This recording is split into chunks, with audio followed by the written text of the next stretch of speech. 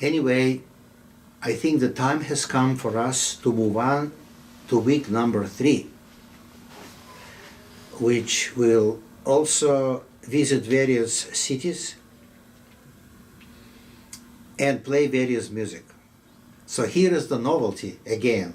On Tuesday night, the cities we will visit are Los Angeles and New York. But music which we are going to play will be from Hollywood in Los Angeles and from Broadway shows in New York. Therefore, you get loosely call it a pops concert. And I'm going to introduce another guest conductor to our public.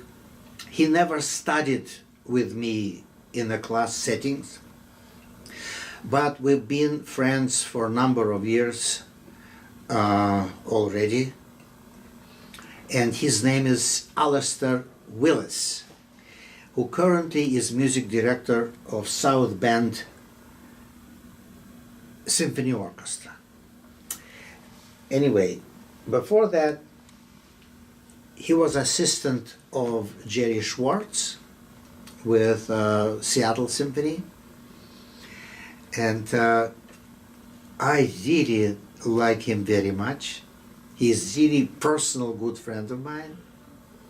Long time ago, he participated in the conductor's preview or some kind of conductor's guild courses, so I coached him a few times in the setting of mentor and student, but that was just a few times. Anyway, Alistair was charged with creating his own program of Hollywood and Broadway music.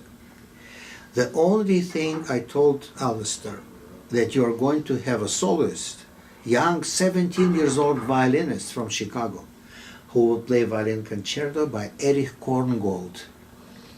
This concerto was written by Korngold using his own tunes from various Hollywood movies where he was employed as a composer.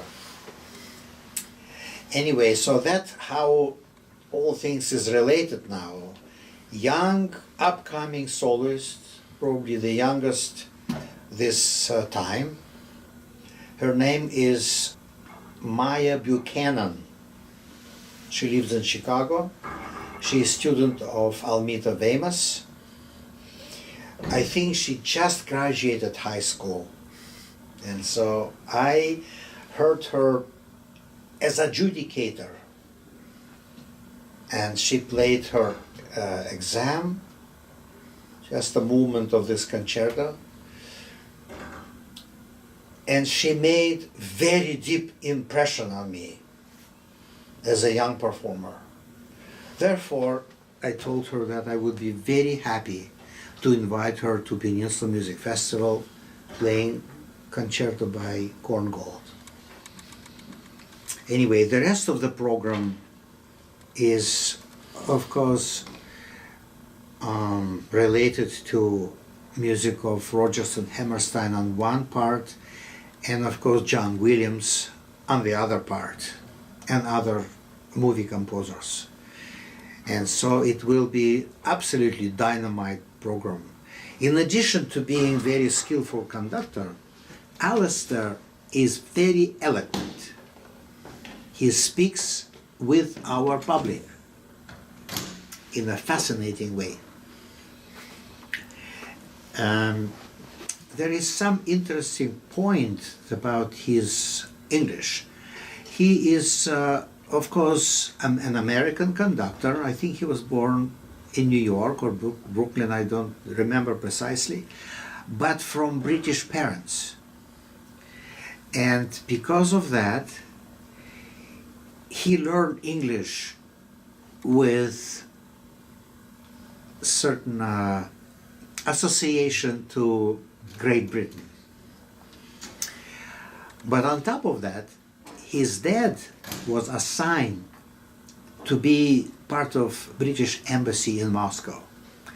So for a number of years, Alistair lived in American Embassy in Moscow. And because of that, he had to go to school and he learned Russian.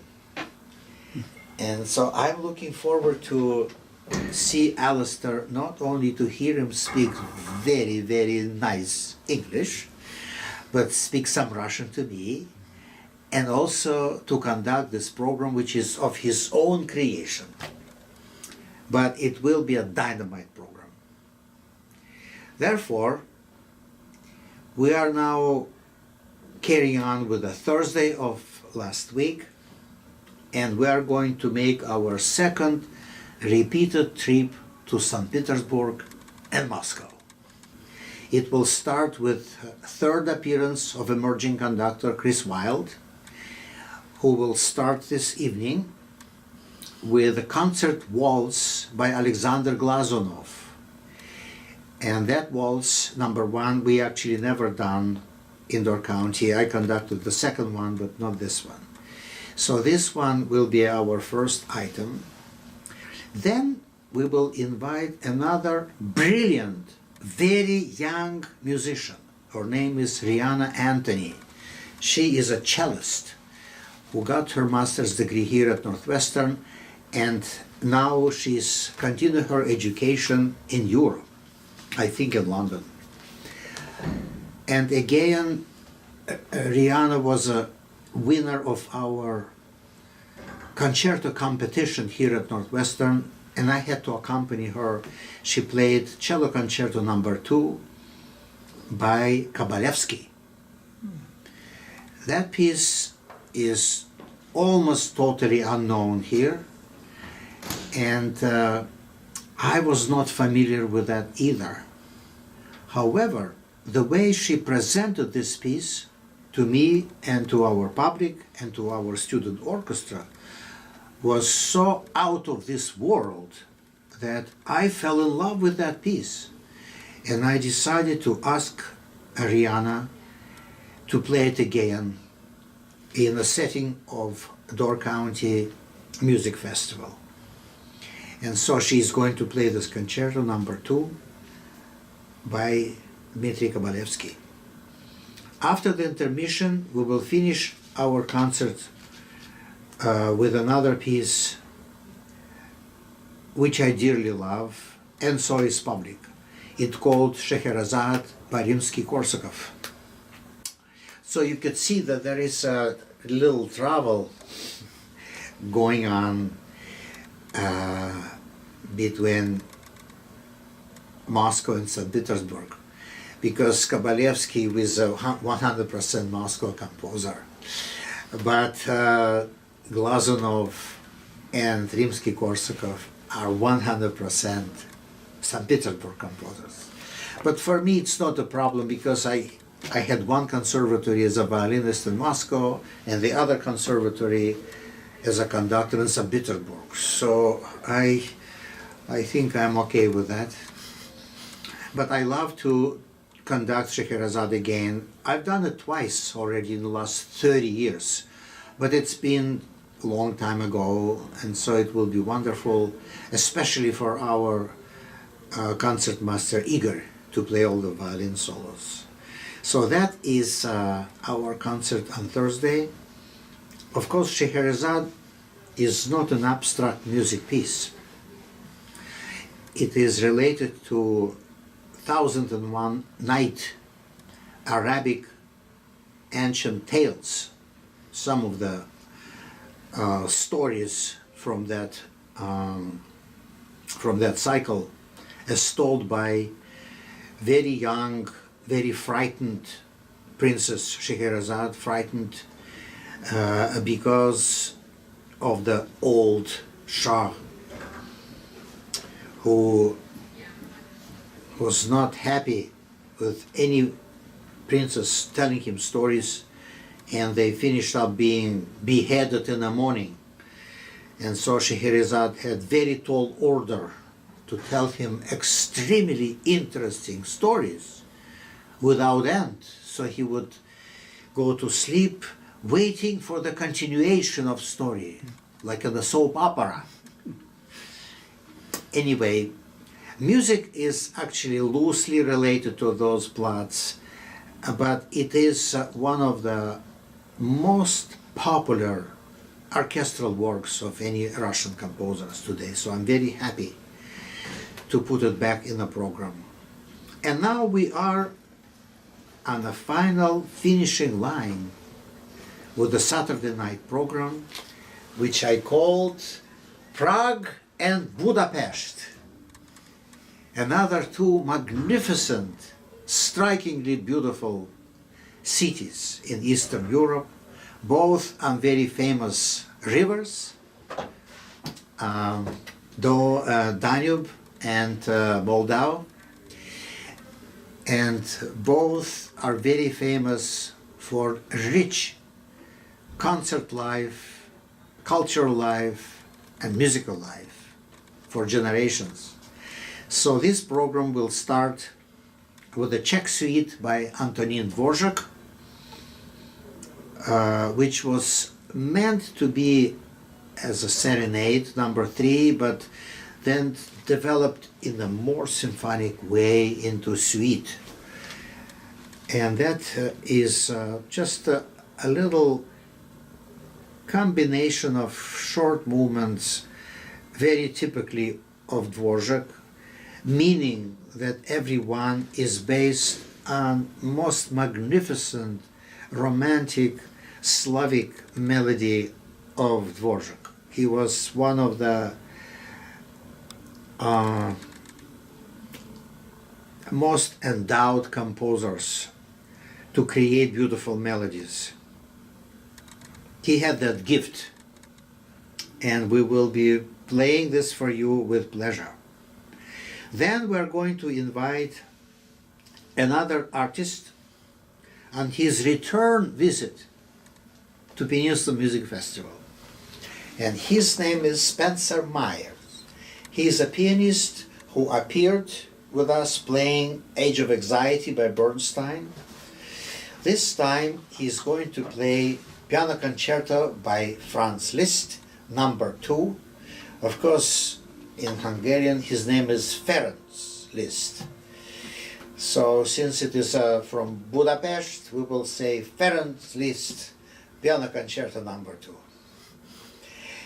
And then we will finish this concert this evening and the whole 2018 festival with one of my most beloved works of Bela Bartok, his Concerto for Orchestra, which was composed in New York and first performed by the Boston Symphony, conducted by Serge Koussevitzky. So this is a very interesting piece of music by Bartok. It is a symphonic work in 5 movements or 5 parts, but it is not a symphony at all. It is really concerto for multiple instruments, for multiple soloists. And that's why it's called Concerto for Orchestra, because in each movement you will hear featured soloists. In the first movement you will hear, of course, flute in the first solo, but then very prominently brass, especially trumpets and trombones, in a full display. The second movement, which called Game of Pairs, and you will hear, it's like a little scherzo, played by pair of bassoons, followed by pair of oboes, pair of clarinets, pair of flutes, pair of trumpets, okay, and then they will be repeated not with but 2 pairs together with the little quartets. But there is also interesting role of one drummer who starts a beating rhythm in the beginning and finish it. The third movement is Elegy. It is a very typical, perfect night music by Bela Bartok. But again, you will hear a number of soloists there, including piccolo and violas, unusual. Then there is a very little piece called Interrupted Intermezzo. And that is also a scherzo, but very asymmetrical. So it's not really dancing. Or you could dance it if you have various size shoes. You could probably dance that one. Very asymmetrical. 3/8, 5/8, 4/8, 6/8 measures such, okay? And then of course the main featured instrument is oboe. But there is also very interesting quotation from Leningrad Symphony by Shostakovich. And that quotation, which depicting this German army marching in the first movement of Leningrad Symphony, that particular episode